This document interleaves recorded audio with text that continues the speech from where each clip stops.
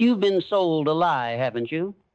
The grand, glittering lie that success is a gift bestowed upon the chosen few, that it's a lottery ticket you either hold or you don't, that somewhere in the grand cosmic casino, a divine hand spins the wheel and anoints a handful of winners while the rest are left to watch, to applaud, to simply exist. You've been told the story of the prodigy, the genius, the overnight sensation, a mythical hero who wakes up one morning and simply has it, as if the universe tapped them on the shoulder and whispered, "You're next." But you know deep down that's not the truth. The truth is a far more brutal, far more magnificent thing. It's not about who gets chosen. It's about who chooses to pay. And the currency isn't what you think. It's not a bank account balance. It's not a secret handshake or a silver spoon. The price of true, soul-shaking, world-changing success is paid in moments, not dollars. It's paid in the quiet of a 4 a.m. alarm, when the rest of the world is wrapped in slumber and dreams are just whispers. It's paid in the stinging burn of 1,000 failures, each one a brick laid on the foundation of your future empire. It's paid in the silent, agonizing grind when no one is watching, when there are no cheers, no likes, no validation, just you, the work, and the doubt that screams in your ear. It's a transaction of your comfort for your potential, your instant gratification for your long-term destiny.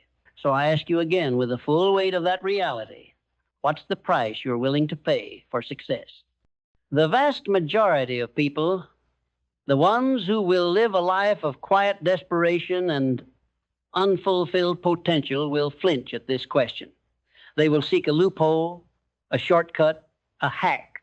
They'll try to barter with the universe, offering up half-hearted effort and expecting full-sized rewards. They will look for a pill to swallow instead of a mountain to climb. But history, the real history, the one written not in textbooks but in blood, sweat, and tears, tells a different story. It's a story told in the flickering gaslight of Thomas Edison's workshop, where he failed not 100 times, not 1,000, but 10,000 times before the light bulb glowed. Do you think he was born a genius? No, he was born a relentless miner of failure, a man who saw every single wrong way as a victory because it brought him one step closer to the right way.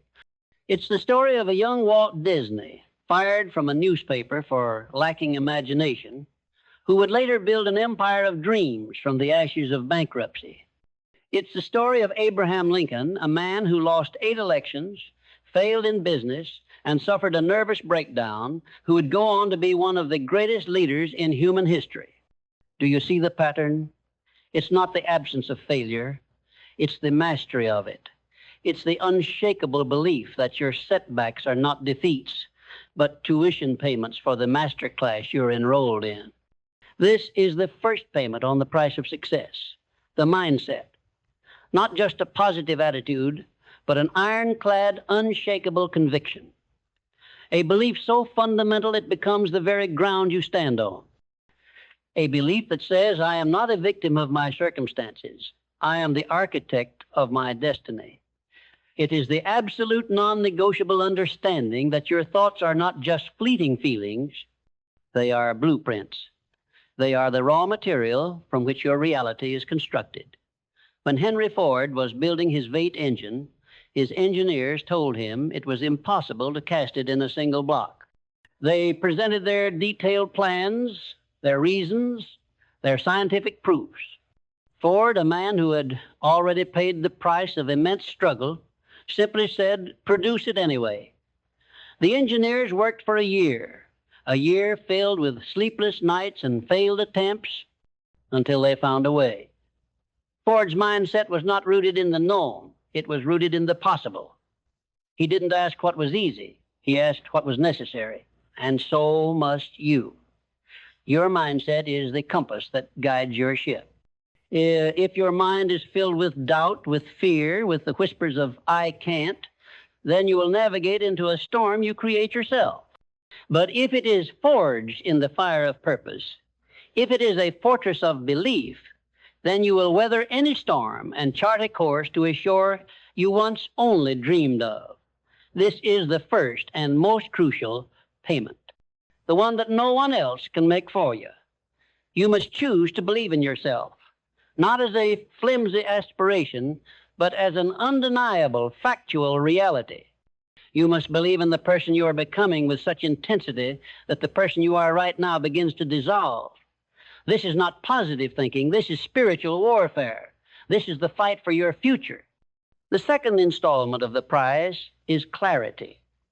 Not a vague wish, not a fuzzy daydream, but a crystal clear, high-definition vision of your future. Most people walk through life in a fog.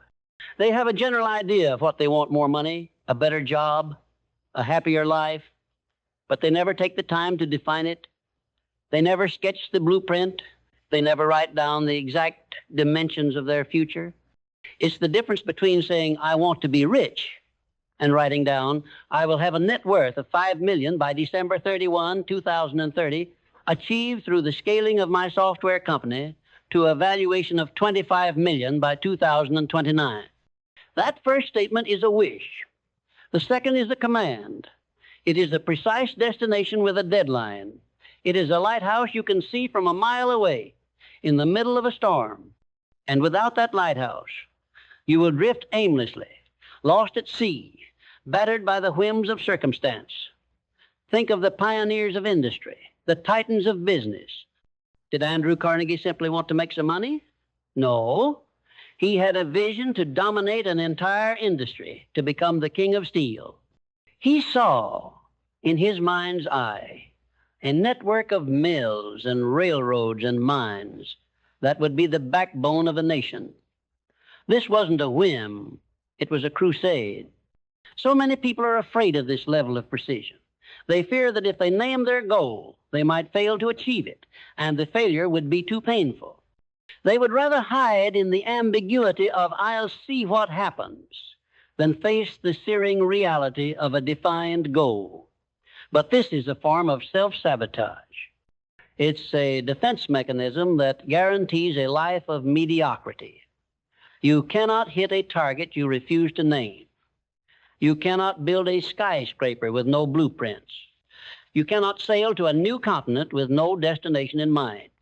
You must sit in silence with a pen and paper and confront the brutal truth of what you want. Don't just think about it. Write it.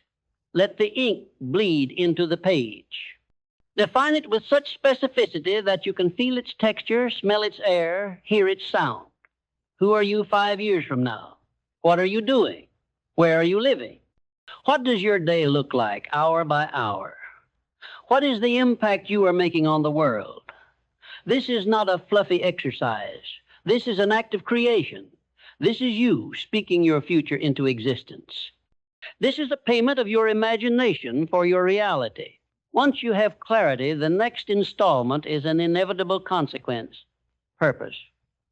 This is the why, the deep, burning, visceral reason that fuels you when the world tells you to quit. It's the fire that burns in the belly of the most successful people. It's what drove Steve Jobs, not just to build a computer, but to put a dent in the universe. It's what drove Elon Musk, not just to build a car company, but to accelerate the world's transition to sustainable energy and make humanity a multi-planetary species. It's a mission, a calling, a reason bigger than yourself. If your only purpose is to make $1 million, you will likely fail. The grind will be too hard, the failures too painful, and the long nights too lonely. But if your purpose is to build a company that changes how millions of people communicate, or to create a piece of art that moves the human soul, or to solve a problem that plagues your community, then the money becomes a byproduct. It becomes the fuel, not the destination. Your purpose is the anchor that holds you steady in the storm, the North Star that guides you through the darkest nights. You can't borrow a purpose. You can't copy it from a book. It must be unearthed from within you. It's a process of deep introspection, of listening to the whispers of your own soul. What makes you angry? What injustice do you want to correct? What problem do you feel uniquely equipped to solve? What is the one thing you would do even if you never got paid for it? Your purpose is a combination of your passions, your unique skills, and the needs of the world. It's a confluence of three rivers forming one mighty ocean. And once you find it, you will have an inexhaustible source of energy. You will be unstoppable. This is the payment of your soul for your calling. The next payment is the most brutal, the most unforgiving, and the one that separates the dreamers from the doers. Discipline. It is the bridge between your goals and your reality. It is the silent, repetitive, often boring work that no one sees. Discipline is getting up before the sun to work on your side hustle. It is choosing the gym over the couch, the book over the binge watch, the difficult conversation over the avoidance. It is the voluntary sacrifice of what you want now for what you want most. We live in a world that sells comfort and ease as a virtue. We are told to listen to our bodies, which often means listening to our laziness. We are taught to follow our feelings, which often means caving to our fears. But success is not found on a path of least resistance. It is found on the jagged, rocky road of disciplined action. It is the unglamorous day in and day out ritual of doing the work, even when you don't feel like it, especially when you don't feel like it. Think of the great creators, the inventors, the athletes. Did they become masters through a stroke of luck? No.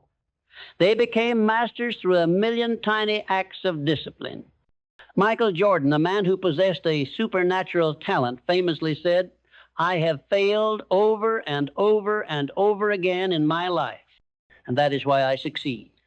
But he also spent endless hours in the gym, perfecting his craft, long after his teammates had gone home. His talent was the gift, his discipline was the payment. Discipline is a muscle. It gets stronger with every single rep. Every time you choose the hard thing over the easy thing, you are strengthening your self-control. Every time you show up for the work when your motivation has evaporated, you are building the mental fortitude of a champion. This is not about being a robot. It's about being a master of yourself. It's about being the CEO of your own decisions. It's the payment of your comfort for your capability. And with discipline comes action. The two are inseparable. You can have the most brilliant mindset, the clearest vision, and the most noble purpose, but if you do not take action, it is all just a fantasy. It is a masterpiece painted in your mind, but never brought to life on a canvas. We are paralyzed by the fear of imperfection, the fear of failure, the fear of not being good enough. We spend countless hours in the planning phase, in the getting ready to get ready stage, but we never take the first step. The world doesn't reward perfect plans. It rewards messy, imperfect action. It rewards the courage to start before you feel ready. The person who builds a mediocre product and launches it is miles ahead of the person who has the perfect idea but is too afraid to begin. The first step is never about perfection. It's about momentum. It's about building a flywheel of progress. It's about getting off the starting block and into the race. The most successful people in the world are not the most intelligent or the most talented. They are simply the ones who are the most willing to take action. They understand that progress is not linear. They know that 1,000 small actions, 1,000 small failures are the only way to arrive at a great success.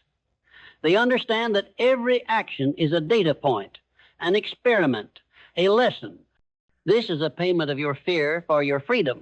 And as you move forward, as you take action, as you pay the price of discipline, you must make another crucial payment: adaptability. The world is not static. It is a chaotic, ever-changing landscape. Your initial plan, no matter how meticulously crafted, will almost certainly be wrong. The market will shift, technology will change, new competitors will emerge, and a global pandemic will rewrite the rules of business and life. The people who refuse to adapt, the ones who cling to their original plan with stubborn pride, are the ones who get left behind. Think of the great companies that have disappeared. Blockbuster, Kodak, Nokia. They were giants in their time. They had brilliant minds and vast resources. but they refused to adapt. They couldn't see the future, or they were too arrogant to believe it would change. They clung to their old business models and their old ways of thinking, even as the world was being revolutionized around them, and they paid the ultimate price. Conversely, think of the companies that have not only survived, but thrived. Amazon, founded as a bookstore, is now a global retail and technology behemoth. Netflix, a DVD rental service, is now a world-dominating streaming platform. Their success wasn't due to a perfect initial strategy. It was due to their ability to pivot, to evolve, to be relentlessly adaptable. They were not married to their business model. They were married to their mission. They understood that the how could change, but the why was eternal. So must you. You must be willing to let go of your old assumptions, your old strategies, your old ways of doing things. You must be a student of your industry, a voracious learner and a nimble competitor. You must be able to fail fast, learn faster, and pivot without remorse. Your ability to adapt is a measure of your resilience. It's a payment of your ego for your evolution. And what about the final, most enduring payment? The one that sustains you through the long haul, through the seemingly endless series of setbacks and struggles? It is gratitude. Not the flimsy, superficial kind, but the deep soul-level appreciation for the journey itself. The gratitude for the failures, for the lessons, for the people who helped you, and even for the people who doubted you. The majority of people live in a state of perpetual scarcity. They focus on what they don't have, what they haven't achieved, and what is unfair about their circumstances. Their minds are a constant chorus of complaint, and this state of being is a prison. It saps your energy, blinds you to opportunities, and alienates the very people who could help you.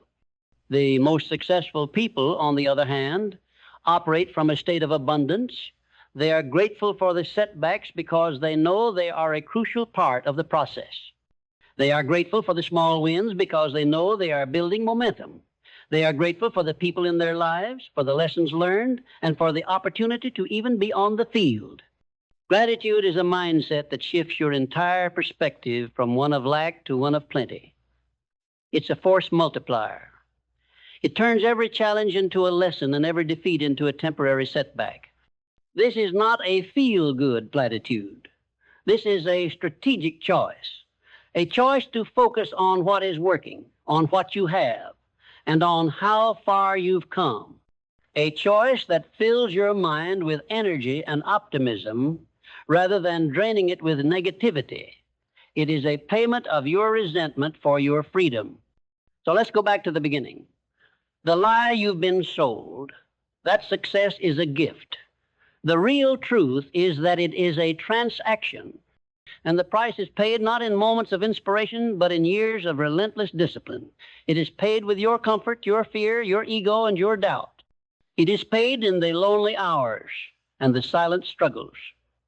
It is paid in the currency of your mind, your vision, your purpose, your discipline, your action, your adaptability, and your gratitude. Are you willing to pay the price? The price for a life of meaning, of purpose, of impact? The price for a legacy that outlives you? The price for the person you know deep down you are meant to be? Because the universe is not a lottery. It is a ledger. And it is waiting for your payment. It is waiting for you to choose, not just to want, but to demand. And when you make that choice, when you are ready to pay the price, you will find that the universe is ready to deliver. Now, what's your first payment? The price, you see, is never a single transaction. It's a series of payments, each one building on the last, each one a test of your resolve. And once you've paid with your clarity and purpose, once you've wrestled with the demon of your own resistance, you come to the next great payment, a payment that is a constant, unyielding drain on your comfort, a relentless demand on your character. It's the payment of persistence. It is the sheer, unadulterated force of will that refuses to be denied. It's the difference between a goal and a fantasy. A goal is a dream with a deadline. Persistence is the work that shows up every single day to meet it. We live in a world of quick fixes and instant gratification.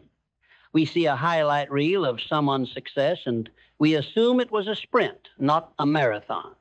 We see the final product and we ignore the years of obscurity, the rejections, the late nights, and the crushing doubt.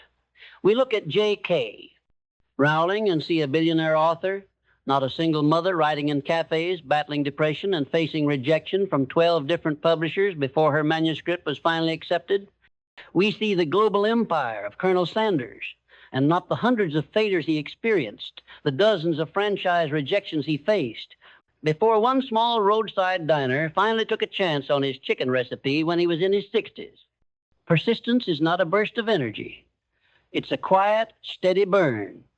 It's the ability to get knocked down, to feel the sting of failure, to hear the world laugh at you, and still to get back up. To get up not with a grand declaration, but with the quiet resolve of a farmer who knows the harvest is a long way off. It's the simple, unglamorous choice to put one foot in front of the other, even when your legs are shaking and the path ahead is shrouded in darkness. And you will be tested. The world will conspire to break you. People will tell you that you're crazy, that your dreams are too big, that you should just be realistic. They will try to pull you back into the comfort of their own mediocrity. And their words are not a condemnation of you. They are a reflection of their own fear. They have never paid the price of persistence, and they can't comprehend that anyone else would. They are trapped in a self-made prison of what-ifs and if-onlys. The ultimate insult you can give a doubter is to simply succeed, not with a shout, but with the quiet, relentless, undeniable proof of your actions. This is where the next and arguably most powerful payment comes in.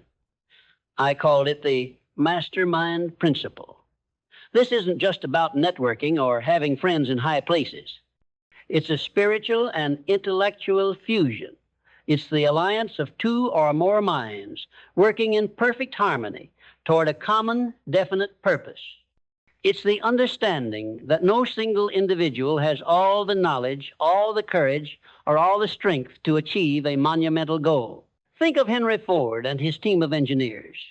Think of Andrew Carnegie and his inner circle of brilliant lieutenants. Think of the partnership between Bill Gates and Paul Allen, or the dynamic between Steve Jobs and Steve Wozniak. These weren't just collaborations. They were intellectual furnaces where ideas were forged and refined. They were a synergy where the whole was infinitely greater than the sum of its parts. When you bring your mind into an alliance with others who share your purpose, you create a third invisible mind, an intellectual force that is capable of conquering any obstacle. Most people are too proud or too insecure to build a mastermind. They believe they have to do it all alone. They fear that sharing their ideas will lead to them being stolen. They operate from a place of scarcity. But the truth is, your vulnerability is your greatest strength. To admit that you don't have all the answers is the first step toward finding them. To surround yourself with people who are smarter, more disciplined, and more courageous than you is not a sign of weakness. It's the ultimate act of humility and a genius move. A mastermind is a group of people who are not just your friends, but your accountability partners, your critics, your cheerleaders, and your advisors. They are the ones who will tell you the truth when no one else will. They will hold you to your word, challenge your assumptions, and push you to be better. They will lift you up when you are at your lowest and celebrate your victories with the same intensity as you do. This is a payment of your ego for your exponential growth. It's an investment in a future that is bigger than you alone could ever build. And as you build your mastermind, as you persist through the challenges, you begin to understand the final, most mysterious payment. It's the one that moves beyond the tangible and into the realm of the invisible. It's the understanding that the external world is nothing more than a reflection of your internal world. It's the profound and undeniable truth that your subconscious mind is the ultimate power. Every thought you think, every word you speak, every belief you hold is a seed planted in the fertile garden of your subconscious. And this garden doesn't discriminate. It will grow whatever you plant. If you plant the seeds of doubt, fear, and negativity, it will produce a harvest of struggle and failure. But if you plant the seeds of purpose, clarity, and unshakable belief, it will produce a harvest of success beyond your wildest imagination. I spoke of this as the law of attraction. It's not a fluffy, mystical concept. It's a psychological and spiritual law as real and as unyielding as gravity.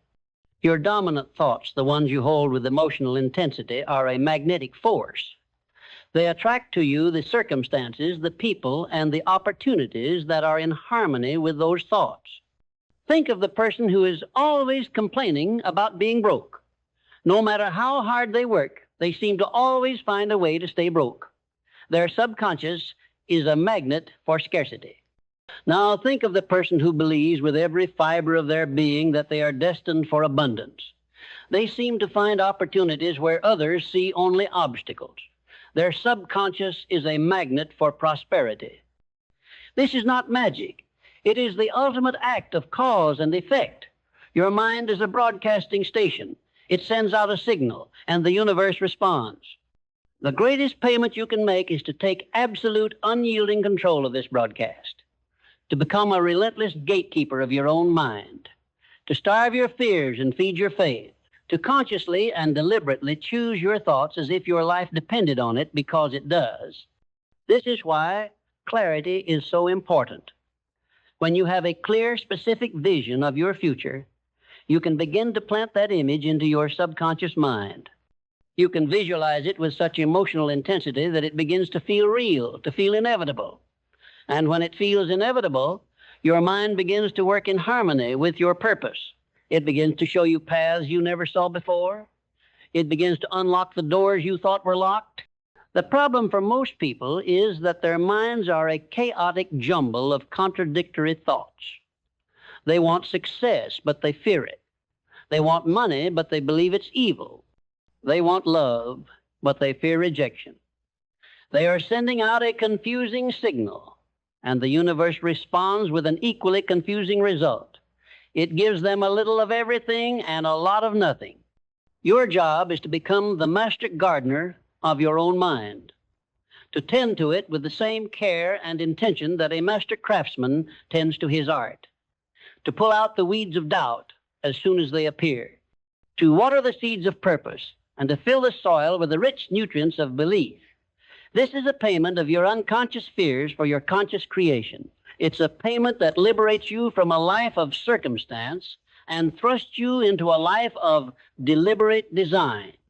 And as you journey on this path, as you take control of your mind, you come to the understanding of the ultimate payment. It's a paradox, a final test of your character. It's the principle of generosity. We are taught that life is a competition, a zero-sum game where one person's gain is another person's loss. We are conditioned to hoard our knowledge, to protect our secrets, and to see others as threats. But the universe does not operate on a ledger of scarcity. It operates on a ledger of abundance. And the most successful people understand this. They understand that the more you give, the more you receive. The more value you create for others, the more value is returned to you. The more you share your knowledge, your time, and your resources, the more you attract the very things you desire. Think of the great philanthropists, the titans of industry, who once they amassed their fortunes, turned their attention to giving it away. Andrew Carnegie didn't just build a steel empire. He built thousands of libraries. John D. Rockefeller didn't just become the world's richest man. He created foundations that changed the face of medicine. This is not some charitable afterthought. It's a fundamental law of prosperity. The universe is a mirror. It reflects back to you the energy you put into it. If you put out an energy of stinginess and fear, that is what you will receive. But if you put out an energy of generosity and contribution, you will find that the world conspires to support your every effort. The question you must ask yourself is this: what is the problem you want to solve for the world? What is the value you want to provide? What is the gift you are meant to give? When your focus shifts from what can I get to what can I give, a profound transformation occurs. Your purpose becomes bigger than you. Your work becomes a mission, and your success becomes inevitable because you are no longer chasing it, you are attracting it. This is the final payment on the price of success. It's not a payment of what you lack, but of what you already have. It is a payment of your time, your skills, your knowledge, and your resources. It is the payment of your soul for your purpose. So let's come full circle. You have been sold a lie that success is a gift. But the truth is a far more magnificent, far more powerful reality. It's a transaction. And the price is not paid with the flimsy currency of desire, but with the hard, enduring currency of action. It's paid in the dark hours and the silent grind. It's paid in the mastery of your mind, the clarity of your vision, the relentless force of your persistence, the strategic alliances you forge, the conscious creation of your reality, and the profound generosity of your spirit. There is no shortcut. There is no hack. There is only the work, the unglamorous, often brutal, and always beautiful work of becoming the person you are destined to be. The great question is not, do you want success? The great question is, are you willing to pay the price? Are you willing to trade your comfort for your potential, your fear for your freedom, your ego for your evolution? Because the ledger is open, the universe is waiting, and the time to pay is now. So I ask you one final time, what's the price you're willing to pay for success? And what is your first payment right now? And what is your first payment right now? The moment you heard that question, a part of you knew the answer. A quiet voice, deep in the chambers of your soul, whispered the truth. You know what you need to do. You know the hard conversation you've been avoiding. You know the work you've been putting off. You know the dream you've been letting die a slow, quiet death in the dark corners of your mind. That moment of clarity, that flicker of recognition, is the universe giving you an advance. It is showing you the first step, the first payment. But then another voice speaks, a loud, belligerent, and utterly convincing voice, the voice of fear. It tells you to wait. It tells you you're not ready. It tells you that success is for other people, for the ones who have more talent, more money, more luck. It tells you that the path is too difficult, that the risk is too great, that you should just stay in the familiar comfort of your mediocrity. It screams, not yet, not yet. And for most people, that voice wins. It wins the battle, and they retreat back into the shadows of their unfulfilled potential, convinced that they are a victim of circumstance, when in reality, they are a prisoner of their own making. This, then, is the next payment, the one that no one talks about, the silent, invisible battle fought in the trenches of your own mind.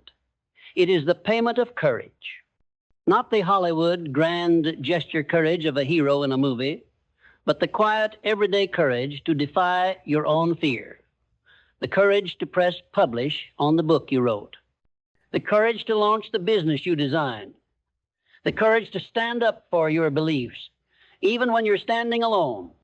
It is the courage to be vulnerable, to expose yourself to criticism and potential failure. It is the courage to be the person who starts, even when you have no idea how it will end. This is the price of living a life of purpose.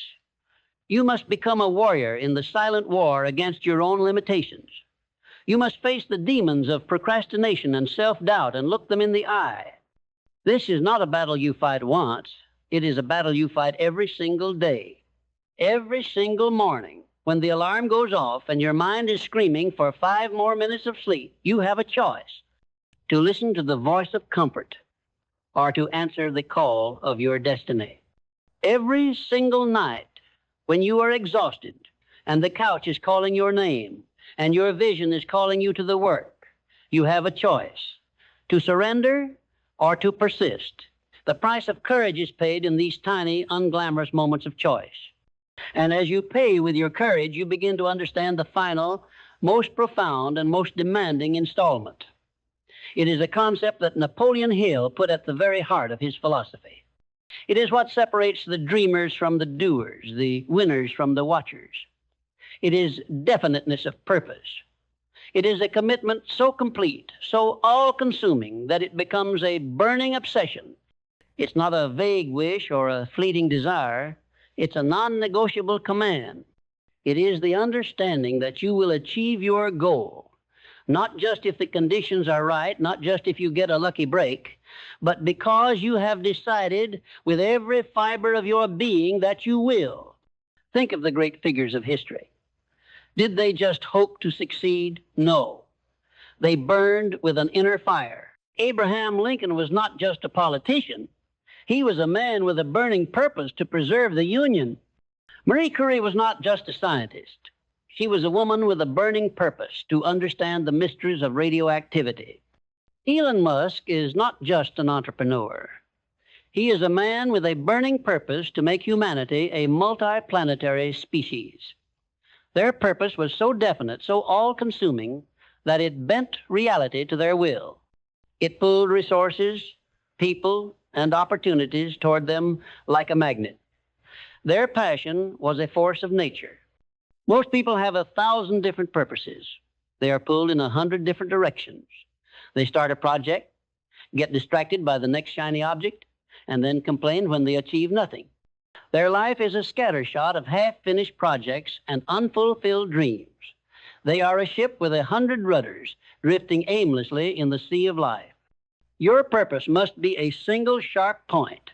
It must be a laser beam of intention. You must be willing to sacrifice everything that does not serve that purpose.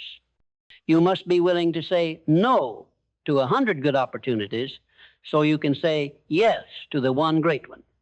This is not a casual payment. It is a full soul contract. It is the payment of your scattered energy for a singular, unstoppable force. And when you have paid with your definiteness of purpose, when you have fought the war in your mind and declared your intention, a strange and magnificent thing begins to happen. The world starts to conspire in your favor. It's as if the universe, having tested your resolve and found you worthy, begins to work with you instead of against you. The right people show up at the right time. The perfect opportunity presents itself out of nowhere. The setback you thought would destroy you turns out to be the exact thing you needed to learn, the most valuable lesson. This is not luck. It is the universe responding to the signal you have been broadcasting. It is the harvest of the seeds you have been planting. And what is the ultimate harvest? What is the final reward for paying the full price? It is not the money. It is not the fame. It is not the title. These things are all byproducts. The ultimate reward is the person you become in the process. It is the character you build, the resilience you forge, the wisdom you earn, the legacy you leave. Because in the end, success isn't just about what you get. It's about what you give. It's about the lives you touch, the problems you solve, and the impact you leave on the world. The greatest successes in history were not the people who hoarded their wealth or their knowledge. They were the people who used their success as a platform to lift others up. They understood that the true purpose of their power was to empower others. They understood that the most meaningful payment is the one you make to humanity. So let's come full circle one last time. You have been told the grand, glittering lie that success is a gift. But you now know the truth. It is a transaction.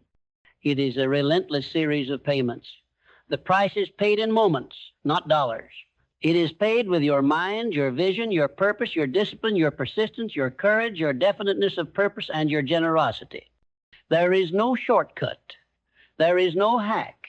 There is only the work, the unglamorous, often brutal, and always beautiful work of becoming the person you were destined to be. The great question is not, do you want success? The great question is, are you willing to pay the price? Are you willing to trade your comfort for your potential, your fear for your freedom, your ego for your evolution?